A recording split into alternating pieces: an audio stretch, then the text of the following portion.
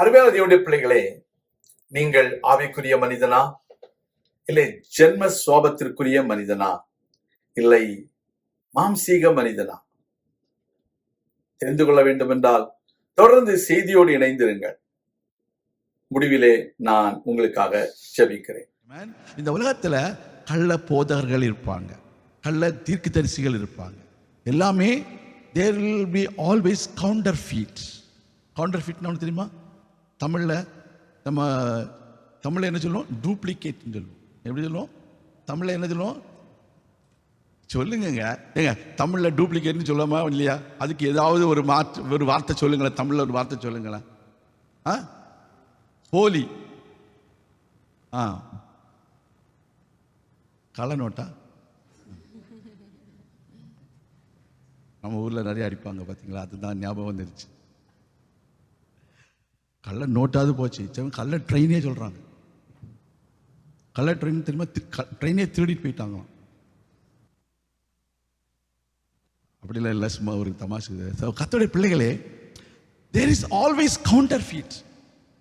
You have to be very careful. Hallelujah. சிலருக்கு தான் சந்தோஷமா ஹல்லேலூயா சொல்றாங்க. ஆமென்.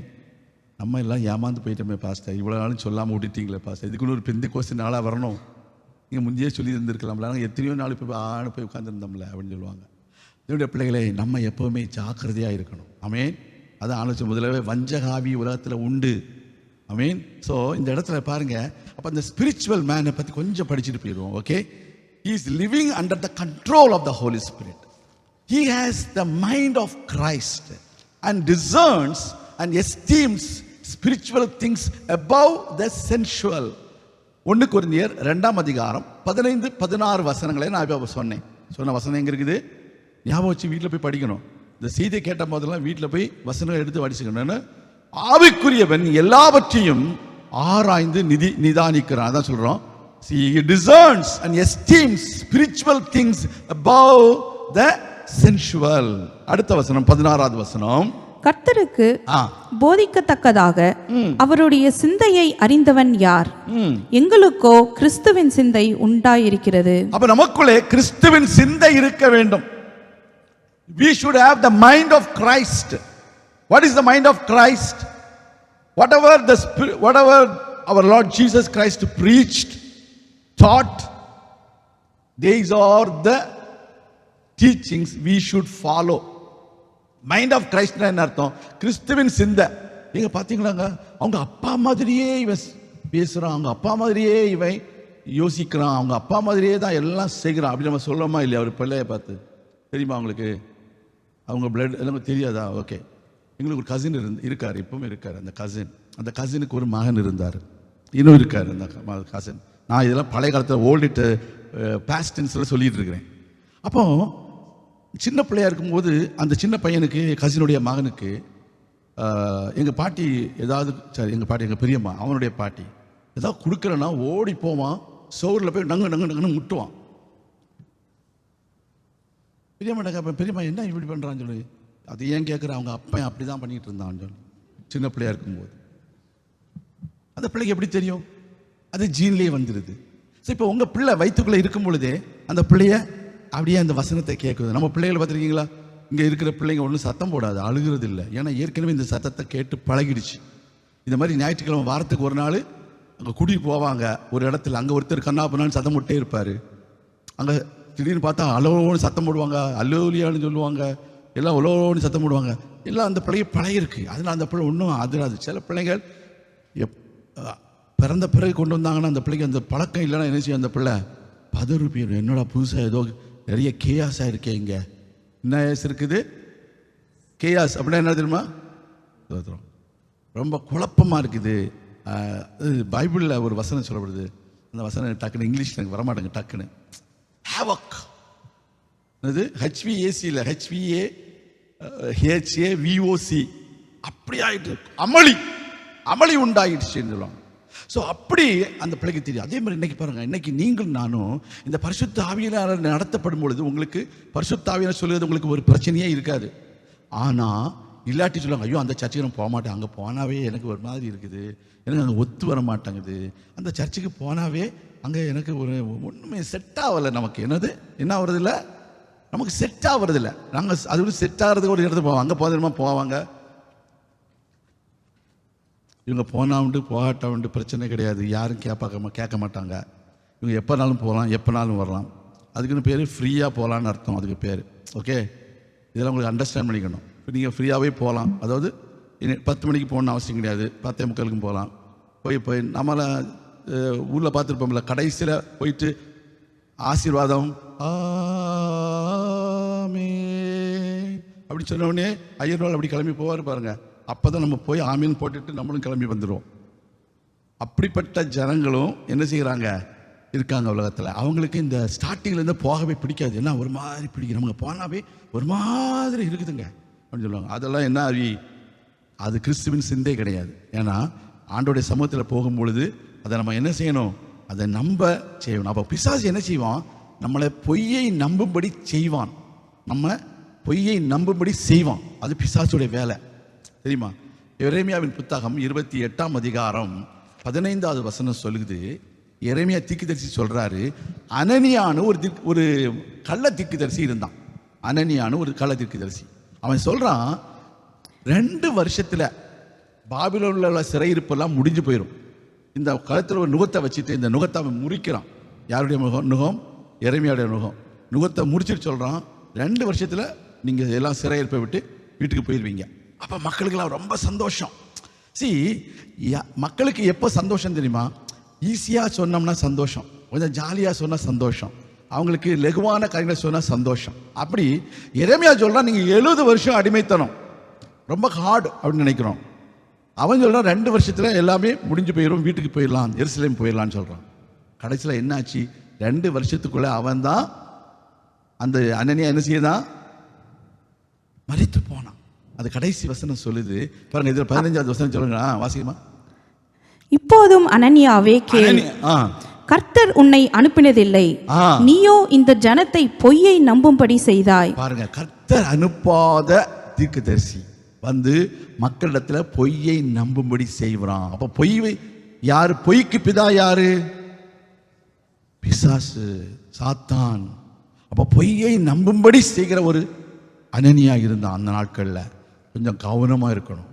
அதோடு மாத்திரமல்ல, இன்னொரு தீர்க்கதரிசியை பற்றி பார்க்கிறோம். அப்போஸ்தலர் நடபடிகள் 13வது அதிகாரம் 6வது வசனம். அவனுடைய பேர் என்ன பேர்? பர் இயேசு. பர் இயேசு அப்படின்னா என்ன அர்த்தம்?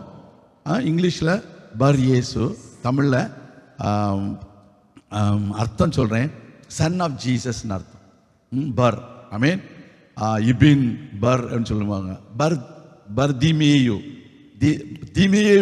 திமேயுவின் குமாரன் யாரு?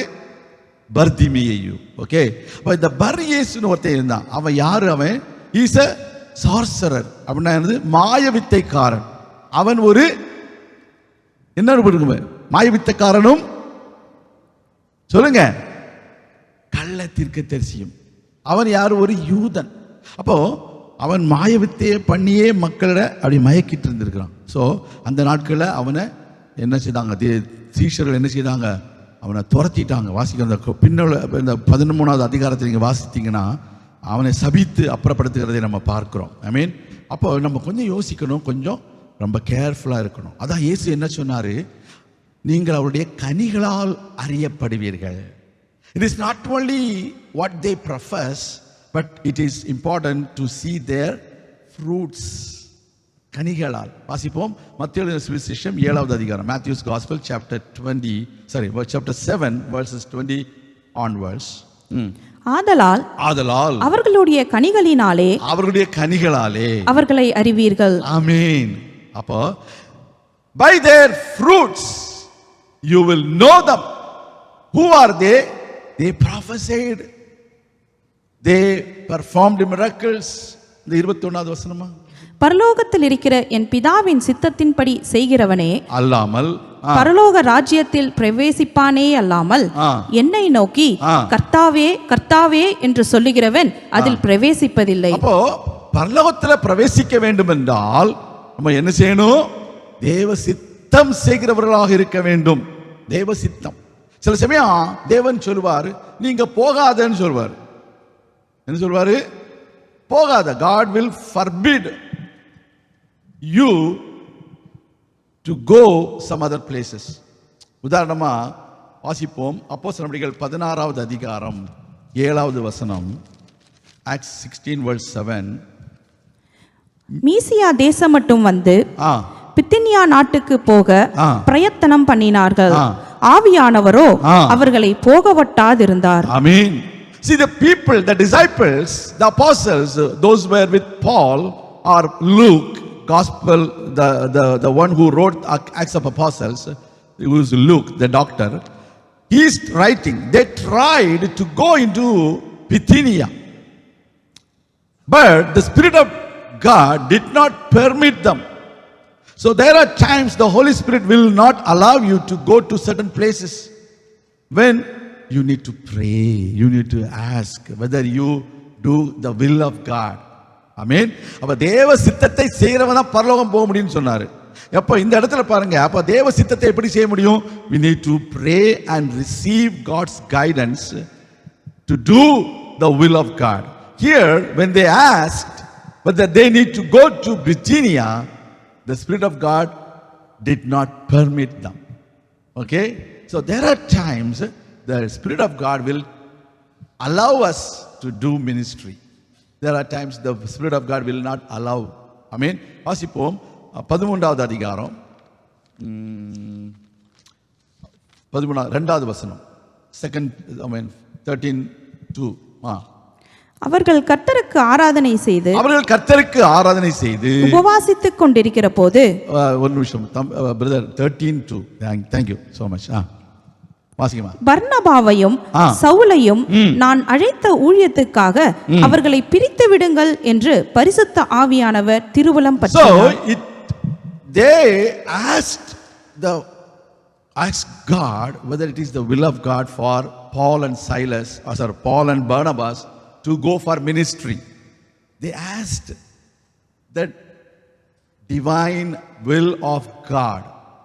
Then God, the Holy Spirit, revealed them and said, now separate to me Barnabas and Saul for the work to which I have called them. Hallelujah.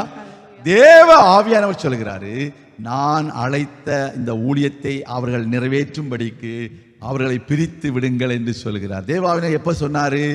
when they were worshiping God and praying with fasting. Hallelujah. அவர்கள் ஆராதனை செய்து உபவாசித்துக் கொண்டிருந்த பொழுது. அப்போ you will receive God's guidance only when you pray, when you receive God's will in your life. நம்முடைய வாழ்க்கையில ஆண்டவருடைய சித்தத்தை அறிந்து கொள்வதற்கு நம்ம என்ன செய்யணும்? ஜெபிக்கணும். நம்ம யாராவது சொன்னாங்க அப்படின்னு நம்ம என்ன செய்யக்கூடாது? கால் எடுத்து வைத்து விடக்கூடாது. ஆண்டவர் உங்களோடு பேசினாரா? ஆண்டவர் உங்களோடு கூட இடைப்பட்டாரா? இந்த ஊழியத்தை செய்யுங்கன்னு சொன்னாரா? அதுதான் ஆண்டவருடைய சித்தம். அப்போ ஆண்டவர் கட்டாயம் கூட இருப்பார். ஒரு வழியாக சொல்லுவோமா? There are times. ஒரு உதாரணம் தெரியுமா? அமெரிக்காவில் ஆண்டவர் சொன்னார், ஆண்டவருடைய வார்த்தை எப்படி? In Mark's Gospel chapter 16, the word of God says, when you take serpents, it will not hurt you, it will not harm you. That was the promise that Jesus told. Some churches, they went and picked some snakes, literally, and that snakes bit them and they died. தெரியுமா உங்களுக்கு? பழைய நாட்களில் அமெரிக்காவில் இப்படி ஒரு group இருந்தாங்க. சர்ப்பங்களை எடுப்பீர்கள், உங்களை ஒன்றும் செய்யாது அப்படின்னு சொன்ன உடனே போய் பாம்பை பிடிக்கிறது. பாம்பு ஒரு கொத்திடுச்சு, ஆள் செத்து போயிட்டார். இன்னைக்கும் அப்படிப்பட்டதான ஆண்டவர் சொன்னாரா? போய் பாம்பை பிடிக்க சொன்னாரா? ஆத்மாக்களை பிடிக்க சொன்னாரா? சொல்லுங்க. என்னைக்காவது ஆண்டவர் போய் பாம்பை பிடின்னு சொன்னாரா? எங்கேயாவது? பாம்பு கடிச்சாலும் நீங்க சாக மாட்டீங்கன்னு தான் சொன்னாரே ஒழிய பாம்பை பிடின்னு சொன்னாரா? பிடிக்க சொல்லலை. பாம்பை எடுப்பீங்கன்னு சொன்னாரா? நான் எத்தனையோ பாம்பை கொண்டிருக்கிறேன். ஒரு அல்லையா சொல்லுவோமா? அந்த பாம்பெல்லாம் செத்து போயிடுச்சு. எங்கள் வீட்டுக்கு முன்னாடி போட்டிருப்பேன். அப்படியே கிடக்கும், அப்படியே கிடக்கும். சில வீடுகளுக்கு நாங்கள் ஃபர்ஸ்ட் டைம் போகும்போது வீட்டுக்கு போய் வீடை திறந்து ஜெபிக்கிறதுக்கு போகிறோம். அந்த க்ளோசிங் முடிஞ்சிட்டு போகிறோம். நடு வழியில் பாம்பு. உடனே காலை வச்சு ஒன்று மிதித்து தலையை தான் மிதிக்கிறது. ஏன்னா அப்போல்லாம் ஆண்டவர் என்ன செய்கிறாரு, உங்களை பலப்படுத்துகிறார். கர்த்தருக்கு ஸ்தோத்திரம். அப்போ வருகிற பாம்பை பார்த்தோன்னே ஐயோ பாம்பு பாம்புன்னு ஊரெல்லாம் கூடக்கூடாது. நம்ம என்ன அந்த டைமில் ஆண்டவர் கொடுத்த அதிகாரத்தை பயன்படுத்தணும். அது இல்லாமல் போய் பாம்பை பிடிச்சி வச்சுட்டு என்ன பாம்பை வச்சுருக்கிறேன் பாரு, அது வேற விஷயம். அது வந்து வேடிக்கைக்கு பண்ணலாம். ஆனால் நான் என்ன சொல்கிறேன், there are times people should not test God. These are testing God. But we need to pray for the will of God to be completed in our life. That is the way the Holy Spirit helps us. இங்க பாருங்க, ஆவியானவர் சொல்கிறாரு, ஆமென், thank you so much. ஆவியானவர் சொல்கிறாரு, நான் அழைத்த ஊழியத்திற்கு இவர்களை பிரித்து விடுங்கள் அப்படின்னு சொல்றார். கர்த்தருக்கு ஸ்தோத்திரம். அப்போ இந்த ஆக்ஸ் 11:12 ஒன்று எடுத்துருங்க, பிரதர் எடுத்தாங்க. ஆக்ஸ் 11:12 அது ஒரு வசனத்தை நம்ம வாசித்து முடிக்க போறோம். நான் ஒன்றுக்கும் சந்தேகப்படாமல் அவர்களோட கூட போகும்படி ஆவியானவர் எனக்கு கட்டளையிட்டார். பாருங்க, ஒன்றுக்கும் சந்தேகப்படாமல் அவர்களோடு போகும்படி யாரு சொன்னா? ஆவியானவர் சொன்னாரு. அந்த 6 பேர்ட்டையும் கேட்கல. 6 பேர்ட்டையும் போயிட்டு எப்பா நாங்கள் கூட வரலாமா, அவங்க கூட வரமா, சேர்ந்து போகலாமா, அங்கே அவரு நல்லவரா, கொர்நேலியு நல்லவரா, அவர் பேரை சொல்லிட்டு நல்லவரான்னு நம்ம கேட்கல. அவன் நேராக சொல்கிறான். ஆவியானவர் சொல்லுகிறாரு நீ போன்னு சொல்கிறாரு. நான் போனேன். ஒரு அல்லையா சொல்லுவோமா? அல்லையா. ஒரு ஊரில் நடந்த சம்பவம், ஒரு பெரிய பாஸ்டர், அவருக்கு ஒரு கீழே அசிஸ்டன்ட் பாஸ்டராக இருந்தாங்க. ராத்திரி ஒரு ஃபோன் வருது. அந்த ஃபோன் வந்தபோது the pastor had a call from somebody. Oh, I am in great trouble. Please come, pastor, and pray for me in the midnight. That man was crying. Okay? That man was crying. The pastor took the phone and heard everything, and then he kept the phone. He said, we are coming. Then the pastor went and prayed. The Holy Spirit told him not to go. Then the assistant pastor who was with the senior pastor was telling, Pastor, why? That man is in trouble. We have to go now. Then the senior pastor told him, no, don't go now. We will pray for him. God will take care of him. You know what happened? The small young pastor, he was in enthusiasm. He went forward and they caught him and beaten him nicely and put him inside the dustbin. Do you understand what is the reason the senior pastor did not want to go? புரிஞ்சுதா உங்களுக்கெல்லாம்? புரிஞ்சுதா? Recently sister was telling one incident. Some people are making movies as if they have been hurt, they have been beaten, their car is broken. This has happened recently. She was sharing yesterday with all the video clips and everything.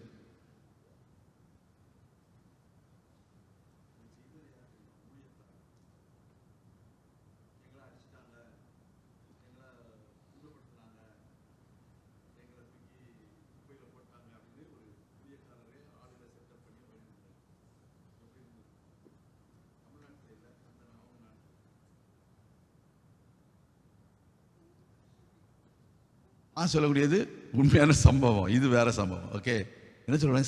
Spirit of deception is everywhere. we have to be, even though நான் சொன்னது ஒரு pastor தான். அவர்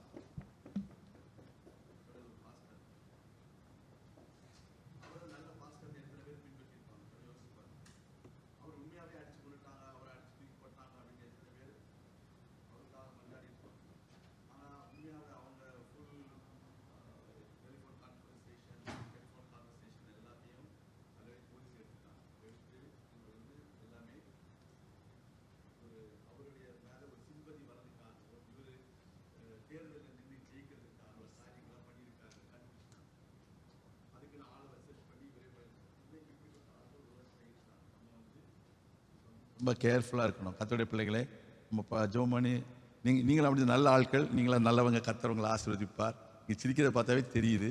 ரொம்ப ஸ்மார்ட்டான ஆளுங்க, ரொம்ப உஷாரான ஆள். கொஞ்சம் எழுப்பி நின்று தேவனுடைய நாமத்தை மயப்படுத்துவோமே. அல்லேலூயா, ஸ்தோத்திரம். நம்மளை கர்த்தர் விட மாட்டார். ஆமென். God will not let you fall. God will lift you up even though you slips down. Amen. You slip down. Amen. Amen. நமக்கெல்லாம் தெரிந்த பாடல்.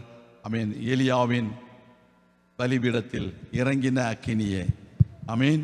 கர்த்தர் நம்முடைய வாழ்க்கையில அந்த பரிசுத்த ஆவியானவர் நமக்கிலே இறங்கி ஒரு பெரிய காரியங்களை செய்வார். அல்லேலூயா, ஸ்தோத்திரம். நம்முடைய வாழ்க்கையில அவர் பெரிய காரியங்களை செய்கிறவர்.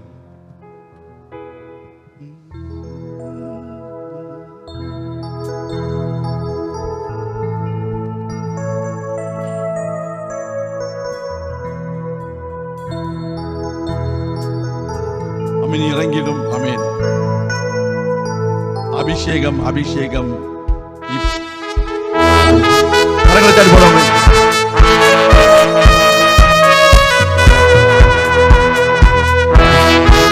எல்லாரும்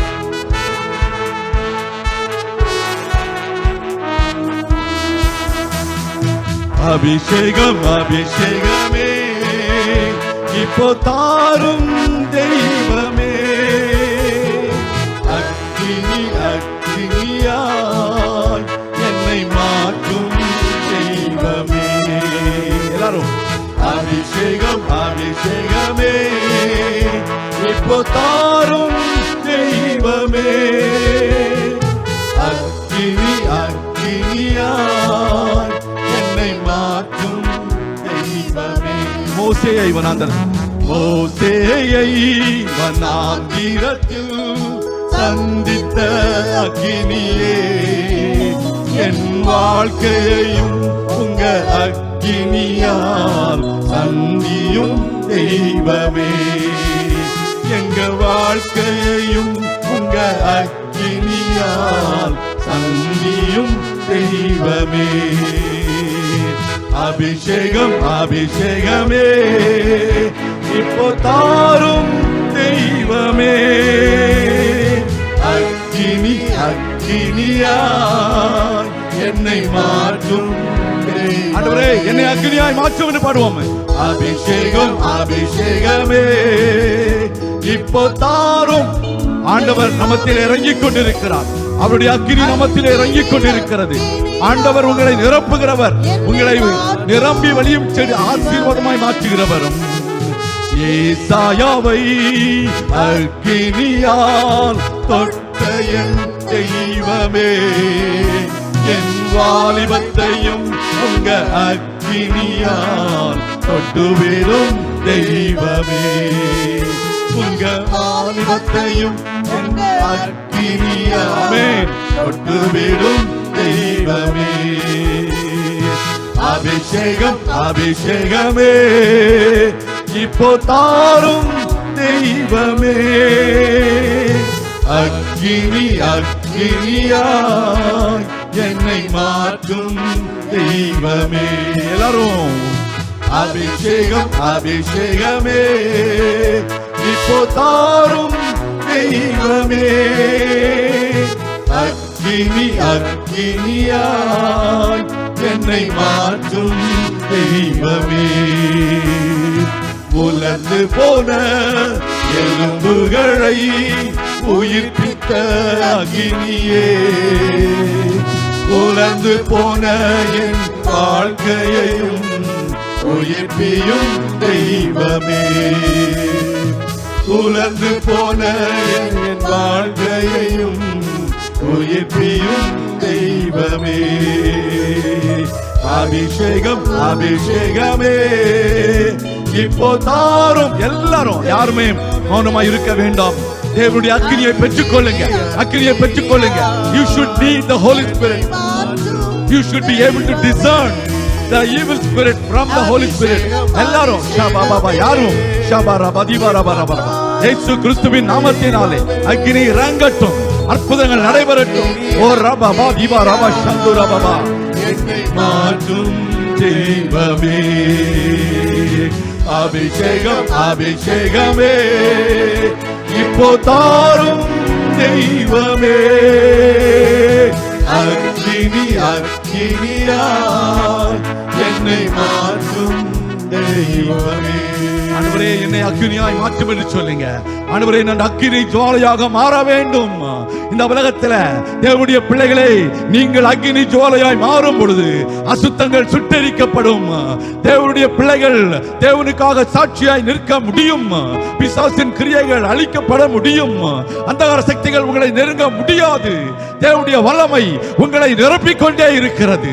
ஆவியானவர்களை நிரப்பிக்கொண்டே இருக்கிறார். தேவனுடைய பிள்ளைகள் யாரும் மௌனமாய் இருக்க வேண்டாம்.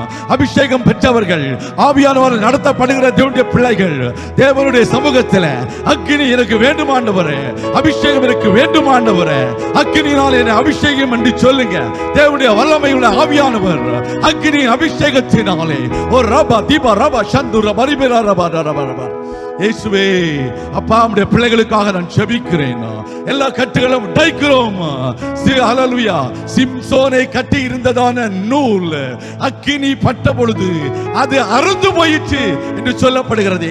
இந்த அக்கினியின் அபிஷேகம் நம்முடைய பிள்ளைகள் மேல் இறங்கும் பொழுது அவர்களை கட்டி வைத்திருக்கிற கட்டுகள் இப்பொழுது அறுந்து போவதாக. கட்டுகளை உடைக்கிறோம் இயேசுவின் நாமத்தினாலே. கட்டுகளை நிர்மூலப்படுகிறோம் இயேசுவின் நாமத்தினாலே. கர்த்தாவே, பிள்ளைகளை நீர் நிரப்பினதற்காக உமக்கு நன்றி. நன்றி. தேவ கிருபையும் வல்லமையும் பாதுகாப்பும் உடைய பிள்ளைகளோடு இருப்பதாக இயேசு கிறிஸ்துவின் நாமத்தில் நல்ல பிதாவே.